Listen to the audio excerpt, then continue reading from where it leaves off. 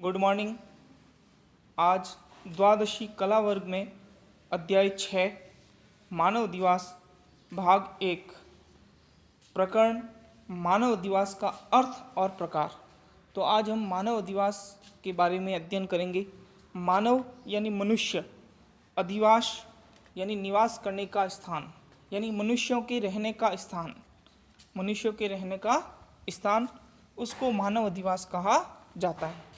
तो हम प्राचीन काल से ही देखते हैं कि जब मनुष्य का जन्म हुआ उस समय मनुष्य एक घुमक्कड़ जीवन व्यतीत करता था, शिकार करता था, जंगलों में इधर उधर भटकता था। लेकिन आगे समय बीतता गया और उनने पशुपालन, कृषि कार्य प्रारंभ किया। जब पशुपालन और कृषि कार्य प्रारंभ किया तो उनके एक निश्चित स्थान पर रहने का निश्चय किया, जिसके कारण से वहाँ जनसंख्या भी बढ़ी और वहाँ पे मानवों के रहने का स्थान भी बढ़ने लगा। और धीरे धीरे एक मकान से दूसरा मकान, दूसरे मकान से तीसरा मकान, इस प्रकार से छोटे छोटे मकान, कच्चे मकान बनना प्रारंभ किया। उन्हीं को हम मानव अधिवास के रूप में जाना जाते हैं। अगर हम इसकी परिभाषा देखते हैं मानव अधिवास की, तो मानव अधिवास का क्या अभिप्राय है? तो पृथ्वी के धरातल पर मानव द्वारा निर्मित एवं विकसित आवासों के संगठित समूह को अधिवास कहते हैं। पृथ्वी के धरातल पर मानव द्वारा निर्मित एवं विकसित आवासों के संगठित समूह को अधिवास कहते हैं। मानव अधिवास को मानव बस्ती भी कहा जाता है। प्रोफेसर विडॉल डी ला ब्लॉस ने मानव अधिवास की एक परिभाषा दी है। उन्होंने क्या कहा है? उन्होंने कहा है कि मानव द्वारा स्वयं के आवास एवं अपनी संपत्ति को रखने के लिए निर्मित संरचना से है। मानव अधिवास किससे संबंधित है? कि मानव द्वारा स्वयं के आवास और अपनी संपत्ति को रखने के लिए निर्मित संरचना से माना जाता है। मानव अधिवास साधारणतया स्थायी रूप से बचे होते हैं, किंतु कुछ अधिवास अस्थायी भी होते हैं। ये एकाकी व संकुल भी होते हैं। अलग अलग प्रकार के मानव अधिवास होते हैं। हम अधिवासों का महत्वपूर्ण उपयोग देखते हैं। अधिवास क्यों बनाए जाते हैं? अधिवास का क्या महत्वपूर्ण उपयोग है? तो मानव निवास के लिए अधिवास बनाए जाते हैं। सर्वप्रथम मानव अपना स्थान एक जगह रह सके, इसलिए मानव अधिवासों का निर्माण करता है। मानव के अपने सामाजिक, आर्थिक, सांस्कृतिक, धार्मिक आदि कार्यों को पूरा करने के लिए भी अधिवासों का उपयोग किया जाता है। तो अधिवास क्यों बनाए जाते हैं? क्योंकि मनुष्य आराम से रह सके, मनुष्य को एक छोटी सी सत्त मिल सके और वहाँ पर मनुष्य रहकर अपने सामाजिक, आर्थिक और सांस्कृतिक और धार्मिक कार्यों को पूरा कर सकते हैं। इसलिए मानव है वो अपने अधिवासों का निर्माण करता है। अगर हम कहते हैं अधिवास की मूल इकाई क्या है, तो अधिवास की मूल इकाई है आवास, मकान, घर, निवास स्थान। ये सभी अधिवास की मूल इकाई मानी जाती है। मानव अधिवास की उत्पत्ति। अगर हम मानव अधिवास की उत्पत्ति के बारे में बात करते हैं, तो मानव अधिवास की उत्पत्ति के आधार पर मानव अधिवास की उत्पत्ति कब हुई, कैसे हुई, तो हमने देखा है कि सर्वप्रथम मनुष्य हैं वो कई वर्षों से अपना जीवन घुमक्कड़ जीवन व्यतीत करता है। वो घूमता है और पशुओं के पीछे घूमता हुआ शिकार करता है। लेकिन धीरे धीरे मनुष्य के अंदर बौद्धिक विकास होता है और उत्तर वैदिक काल के अंदर मनुष्य कृषि करना प्रारंभ करता है, पशुपालन करना प्रारंभ करता है। कृषि और पशुपालन करने पर उनको एक निश्चित स्थान पर रहने की आवश्यकता महसूस हुई और वो निश्चित स्थान पर रहने लगा और निश्चित स्थान पर रहने के कारण वहाँ पे कृषि करने लगा, पशुपालन करने लगा और उसके साथ में कई प्रकार की आर्थिक क्रियाएं भी करता था। और धीरे धीरे आर्थिक क्रियाओं के करने के साथ में जनसंख्या वृद्धि और जनसंख्याओं के साथ में वो सामाजिक और धार्मिक कार्यक्रम भी आयोजित करने लगा।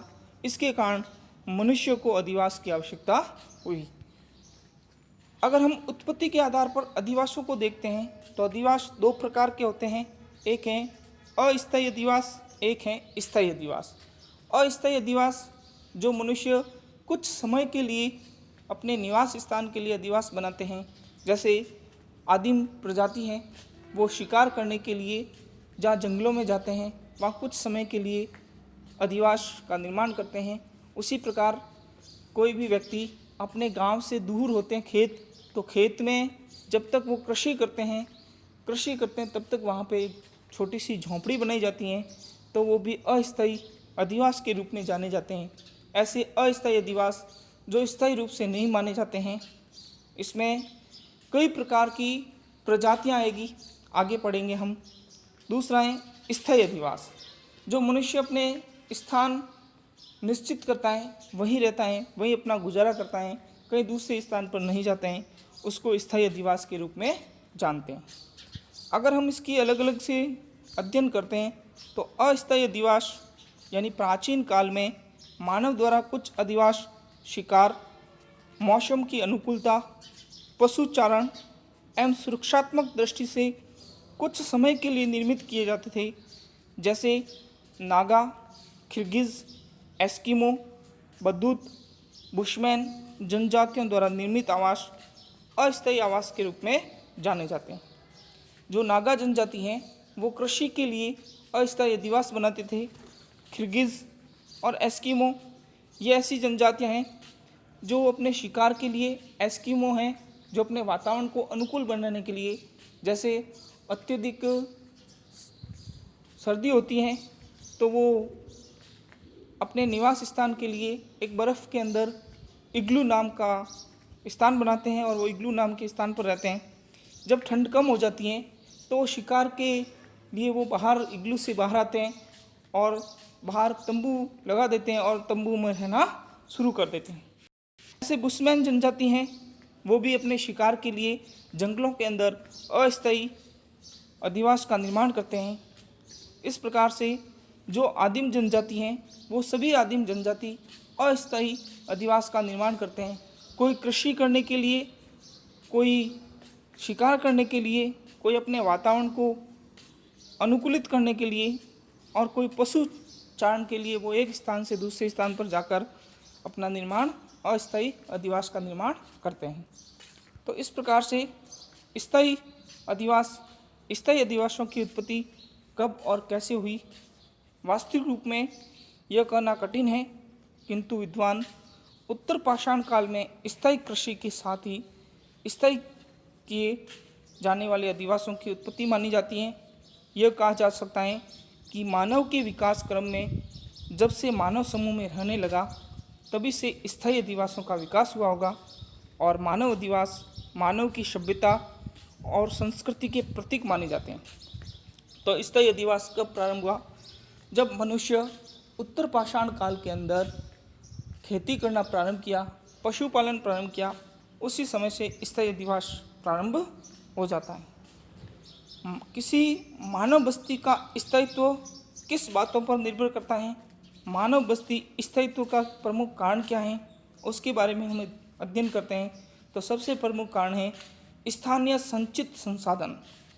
स्थानीय संचित संसाधन होने चाहिए जो उनके उपयोग में आने वाले संसाधन हैं, जैसे भूमि होनी चाहिए, जल होना चाहिए और उसके खाने पीने की आवश्यक सामग्री वहाँ उपलब्ध होनी चाहिए। तो मानव वहीं बस्ती का निर्माण करता है। दूसरा, बाह्य विश्व से संबंध। तीसरा है भावी उन्नति की संभावना और चौथा है सुरक्षा और पांचवा धार्मिक, सांस्कृतिक और आर्थिक कारक। यानी बाह्य विश्व से संबंध यानी आसपास से संबंध स्थापित कर सके ऐसे कुछ संसाधन भी होने चाहिए और जहाँ पे वो रह रहा है उसको ऐसे लगना चाहिए कि मैं भावी उन्नति कर सकूं, भावी स्थायी रूप से उन्नति कर सकूं। और सुरक्षा की दृष्टि से भी सही होना चाहिए, ऐसा स्थान होना चाहिए जिसे उस मनुष्य को खतरा नहीं हो, किसी कारण का कोई खतरा उत्पन्न नहीं हो। उसमें धार्मिक और सांस्कृतिक और आर्थिक कारक भी शामिल हैं।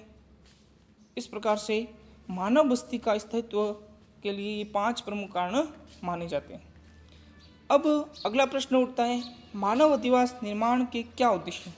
मानव अधिवास किस उद्देश्य से बनाए जाते हैं? तो मानव अधिवास के निर्माण का प्रमुख उद्देश्य है भौतिक वातावरण की कठोरता को कम करने के लिए, जो भौतिक वातावरण है उनकी कठोरता को कम करने के लिए यथा मौसमी परिस्थितियों से सुरक्षा के लिए, जैसे आदिवासी जो ठंडे प्रदेशों में रहते हैं, उन ठंडे प्रदेशों से ठंड से सुरक्षा करने के लिए जो अधिवास बनाए जाते हैं। इसी प्रकार बारिश होती है तो बारिश से सुरक्षा के लिए भी अधिवास बनाए जाते हैं। ऐसे जानवरों से सुरक्षा के लिए भी अधिवास बनाए जाते हैं। दूसरा है खाद्य व उपयोगी सामग्री के भंडार हेतु। अगर एक अधिवास होगा तो उसके अंदर कोई भी सामग्री इकट्ठी की जा सकती है, तो सामग्री को इकट्ठी करने के लिए खाद्य सामग्री को इकट्ठी और उपयोगी सामग्री के भंडार हेतु भी मानव अधिवासों का निर्माण किया जाता है। जंगली जानवरों व पशुओं से सुरक्षा के लिए भी अधिवासों का निर्माण किया जाता है, जिसके कारण जंगली जानवर से सुरक्षा हो सके। सामाजिक, सांस्कृतिक, धार्मिक, आर्थिक, शैक्षिक कार्यों के लिए भी मानव अधिवासों का निर्माण किया जाता है। और परिवार जो पारिवारिक एवं विलासितापूर्ण जीवन जीने के लिए भी मानव अधिवासों का उपयोग किया जाता है, मानव अधिवासों का निर्माण किया जाता है। अगर हम प्राकृतिक दशाओं और आधारभूत कार्यों के आधार पर मानव बस्तियों का अगर वर्गीकरण करते हैं, तो प्राकृतिक दशाओं और आधारभूत कार्यों के आधार पर दो प्रकार की मानव बस्तियों को माना जाता है। एक है ग्रामीण अधिवास, दूसरा है शहरी अधिवास। ग्रामीण अधिवास क्या है, शहरी अधिवास क्या है, इसके बारे में अगर हम अध्ययन करते हैं तो सर्वप्रथम ग्रामीण अधिवासों के प्रकारों के कारक, ग्रामीण अधिवास किस प्रकारों के कारकों के माध्यम से निर्माण होता है, उसके भौतिक लक्षण क्या हैं, उसके सामाजिक और सांस्कृतिक कारक क्या हैं और वो सुरक्षा की दृष्टि से कैसे हैं। इस आधार पर ग्रामीण अधिवासों के प्रकारों के ये कारक कुछ माने जाते हैं। और ग्रामीण अधिवासों के प्रकार देखते हैं तो ग्रामीण अधिवास प्रमुख रूप से 4 भागों में इनको बांटे गए हैं। पहला भाग है ग्रामीण अधिवास का, वो है सघन या गुच्छित अधिवास। दूसरा है पल्ली अधिवास, तीसरा है मिश्रित अधिवास और चौथा है प्रकीर्ण या एकाकी अधिवास। प्रकीर्ण या एकाकी अधिवास, एकांकी नहीं है, एकाकी अधिवास है। तो ग्रामीण अधिवासों के 4 प्रमुख प्रकार बताए हैं, जो सबसे पहला है सघन या गुच्छित अधिवास, पल्ली अधिवास, मिश्रित अधिवास, प्रकीर्ण या एकाकी अधिवास के रूप में जाने जाते हैं। इन सभी अधिवासों का हम विस्तृत अध्ययन करेंगे आगे। इसके बाद अगर हम नगरीय अधिवासों के बारे में देखते हैं तो नगरीय अधिवासों को भी 3 भागों में प्रमुख रूप से ऐसे बांटे गए हैं। नगर 1 लाख से अधिक किंतु 10 लाख से कम जनसंख्या वाले क्षेत्र को नगर कहा जाता है। महानगर 10 लाख से अधिक जनसंख्या वाले क्षेत्र को महानगर कहा जाता है। और सन्नगर विशाल विकसित नगरों को सन्नगर कहा जाता है। इन सब का अध्ययन भी आगे आने वाले वीडियो में पढ़ेंगे। अभी तो हम मानव बस्तियों के प्रकारों के बारे में पढ़ा है। अब बहुत प्रश्न करता हूँ, उन प्रश्नों को अपने नोट्स बुक्स में करने हैं। प्रश्न संख्या 1, अधिवास की मूल इकाई क्या है? मकान, घर, निवास स्थान। अधिवास का महत्वपूर्ण उपयोग क्या है? तो मानव निवास के लिए अधिवास का महत्वपूर्ण उपयोग माना जाता है। उत्पत्ति के आधार पर अधिवासों को कितने भागों में बांटा गया है? उत्पत्ति के आधार पर अधिवासों को 2 भागों में बांटा गया है, स्थायी अधिवास, अस्थायी अधिवास। प्राकृतिक दशाओं के आधार पर मानव बस्तियों को कितने भागों में बांटा गया है? ग्रामीण बस्ती और नगरीय बस्ती, 2 प्रकार की प्राकृतिक दशाओं के आधार पर बांटा गया है। गृह कार्य के रूप में ये 3 प्रश्न हैं। इन प्रश्नों के उत्तर भी आपको लिखने हैं। पहला है मानव अधिवास निर्माण के क्या उद्देश्य हैं? दूसरा प्रश्न है स्थायी व अस्थायी अधिवासों में अंतर लिखिए। और तीसरा प्रश्न है ग्रामीण व शहरी अधिवासों के प्रकारों को लिखिए। ग्रामीण अधिवास के क्या प्रकार हैं, शहरी अधिवास के प्रकार, उन प्रकारों का भी लिखना है, उनका वर्णन नहीं करना अभी। तो इस प्रकार से आपके ये टॉपिक पूरा हुआ। इस टॉपिक से प्रश्न दिए हैं